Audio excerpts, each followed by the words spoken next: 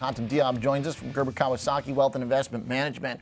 So how do we determine what's real here, what's tweets and what's rumor? Gautam, does it look like he's going to get the payout?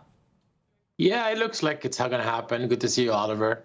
And listen, it's the power of marketing, right? I think Tesla has put a tremendous effort to get the individual shareholders, the retail shareholders to vote, and I think that's paid off for Musk. Okay. So when you look at the shares responding, they ramped really hard earlier. Market's kind of come off since. The whole market got a little soft, but Tesla has been up all day. What does that tell you, Gautam? What do you think about that?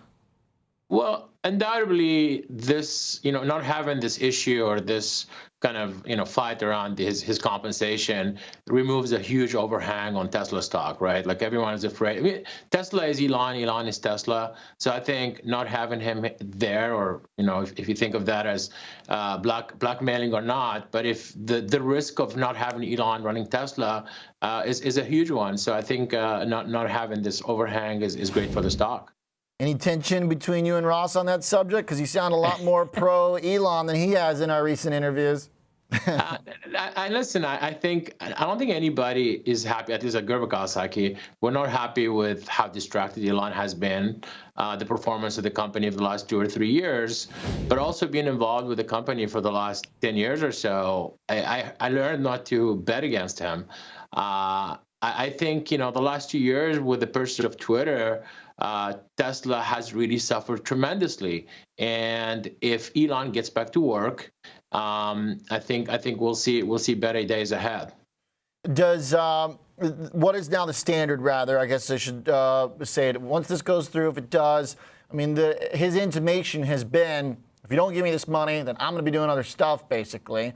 So right. Then it seems the other side of that coin would be if he doesn't get the money, he should be refocused, which is kind of your point. So how do we measure that then going forward? It's impossible. He already owns 13% of Tesla, right? So I think at this point, and I think the biggest problem for me is a change of direction. Tesla is going to focus on robotaxis, while their business, their main business, which is selling electric cars, has been suffering over the last couple of years. Tesla is one of the few Max 7s that actually had declining revenue, declining sales, and there is some issues around that. So I think we need Elon to focus on that. Now, saying that I can't bet against Elon, I don't know how this robotaxi story is going to play out over the next 5 years, but it's certainly not going to be driving revenue over the next year or two. So I think that's really one of the biggest problems for us.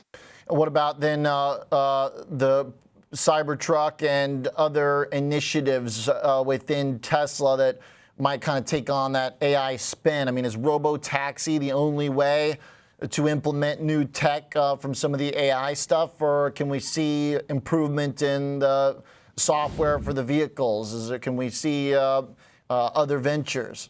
Yeah. Well, I don't think Cybertruck has been kind of a mass-produced vehicle, and it's never meant to be that way. So you're not going to see a meaningful increase in revenues because of that. So that's not it. Yeah, that's not it, right? So, but the FSD, right, the full self-driving software, and frankly, because Tesla has been so early in having data, they were supposed to be the main AI kind of company because they've created and they've run so much data. 60% of employees at Tesla are software engineers, blah, blah, blah. What that's changing right now. Elon is saying that he may be creating an AI company outside of Tesla. And that's frankly one of the biggest worries for investors is, we want all this stuff to be built within Tesla because that's what we were promised. Yeah, true. So then do we have new standards, benchmarks for them over the next couple of quarters here? Or is this just right now navigating kind of a tough economy for EVs in general?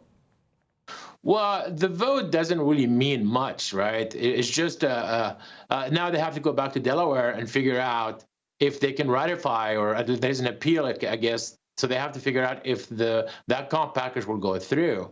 And then once he gets that comp package, I don't know if the board will give him another comp package.